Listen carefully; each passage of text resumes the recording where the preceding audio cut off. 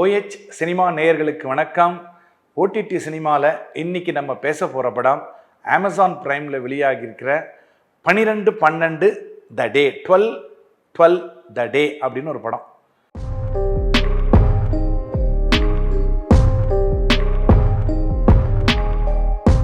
இந்த வீடியோவை உங்களுக்கு வழங்குபவர்கள் பேசஸ் பே, secure digital payments with multiple features and great success rate. அதை 12-12 நான் சர்ச் பண்ணி ஐஎம்டியில் பார்த்தீங்கன்னா அந்த 12-12ங்கிறத தாண்டி அது சியோல் ஸ்ப்ரிங்ஸ்ன்னு இருக்கும் பேர்.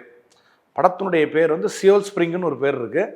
இன்னொரு படம் அமேசான் பிரைமில் கொடுத்துருக்க டைம் வந்து 12-12 டைம். அது அதாவது இரவு 12 மணி முடிஞ்சு 12 நிமிடம் ஆனதை குறிக்கக்கூடிய 12-12 த டேனா மறுநாள்னு அர்த்தம்.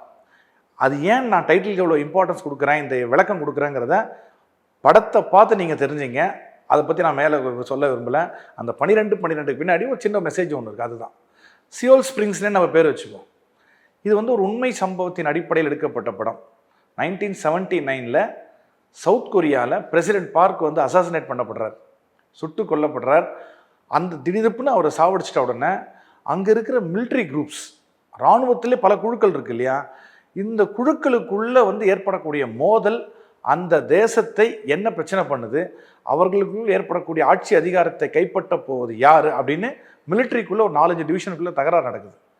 இவன் சொல்கிறது அவன் கேட்க மாட்டேங்கிறான், அவனுக்கு இவன் தலையும் அவன் பேச்சு நான் கேட்க மாட்டேன் அப்படின்னும் போது ஒரு ஸ்டேஜில் சிவில் வார் மாதிரி ஆகுது. இது நடந்தது. அதில் என்ன யார் வெற்றி பெற்றார் என்பதை வரலாறு தெரிஞ்சவங்களுக்கு இந்த படத்தோட கிளைமாக்ஸ் தெரியும். அப்படின்னா கூகுள் பண்ணி பாருங்கள். படம் பார்க்குறதுக்கு முன்னாடி நீ கிளைமாக்ஸ் தெரியணும்னா 1979 சியோலுடைய சிவில் வார் என்ன நடந்தது, என்ன ஏற்பட்டது அப்படிங்கிறது தான் கிளைமாக்ஸு. அது நீங்கள் படத்தை பார்த்து தெரிஞ்சுங்க.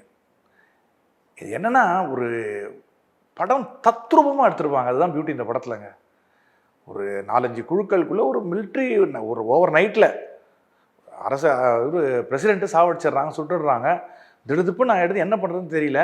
யார் இமீடியட்டாக பிளான் பண்ணணும், அதை பண்ணணும், இதை பண்ணணும், முடிவெடுக்கிறதுக்குள்ளே இவன் நான் தான் முடிவெடுக்கணும், நான் தான் தலைவன் ஆகணும் அப்படின்னு ஒரு குழு ஒன்று. இன்னொருத்தர் ஹீரோ மாதிரி ஒருத்தர், வில்லன் மாதிரி ஒருத்தரை காட்டுறாங்க. ஆனால் யார் தெரியுங்களா படத்தில் முழுக்க சும்மா நின்று நிஜம் காட்டுறது வில்லன் தான். அவங்க என்ன சொல்கிறாங்க, நாட்டை காப்பாற்ற வேண்டிய பொறுப்பு எனக்கு இருக்குதுன்னு அவர் சொல்கிறாரு. இல்லை இது வந்து நீ சதி பண்ணுறீங்க, அரசை கவுக்கிறதுக்கான சதி இது அப்படின்னு இவங்க சொல்கிறாங்க. பட் யார் ஜெயிச்சாங்கிறத பாருங்கள். ஆனால் வில்லனோட நடிப்பு தாங்க. அது வில்லனே வச்சுப்போம். அவரை வில்லனா ஹீரோ வாங்குறது நீ படத்தை பார்த்தா தான் தெரியும் உங்களுக்கு. படம் முழுக்க அப்படி நடிச்சிருப்பாருங்க மனுஷன். அந்த வழுக்க மண்டையை ஒன்று வச்சுக்கிட்டு அவர் நடிச்சிருக்க நடிப்பு, அந்த பரபரப்பு அப்படியே நமக்கு தொத்திக்கும்.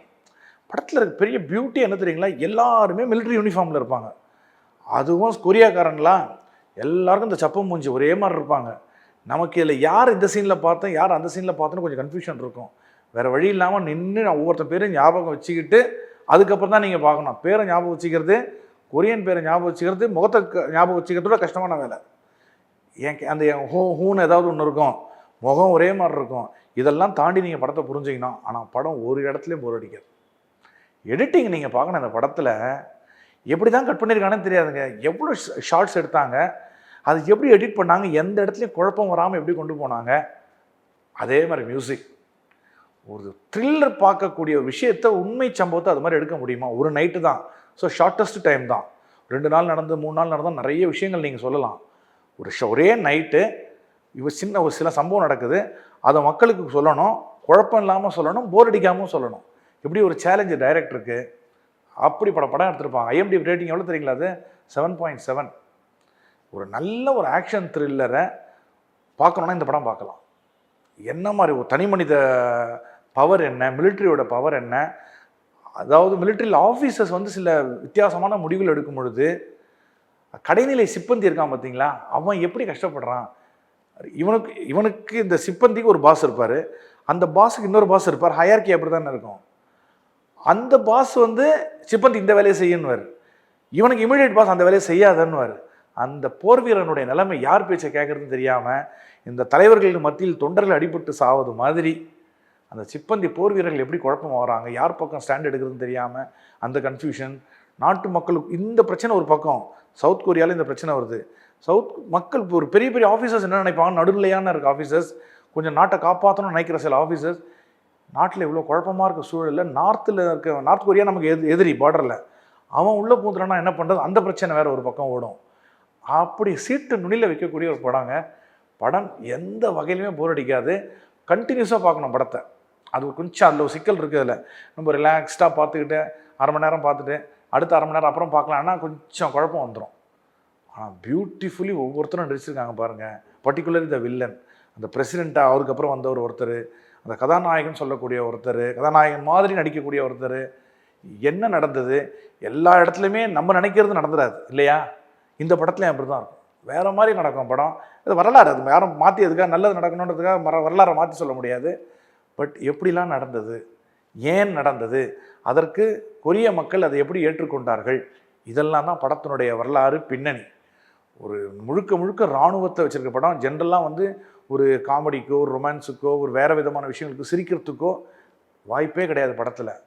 அவ்வளோ ஸ்ட்ரிக்டாக நூல் பிடிச்ச மாதிரி படம் போகும். ஸ்க்ரீன் ப்ளே எங்கேயும் போர் அடிக்காமல் போகும்.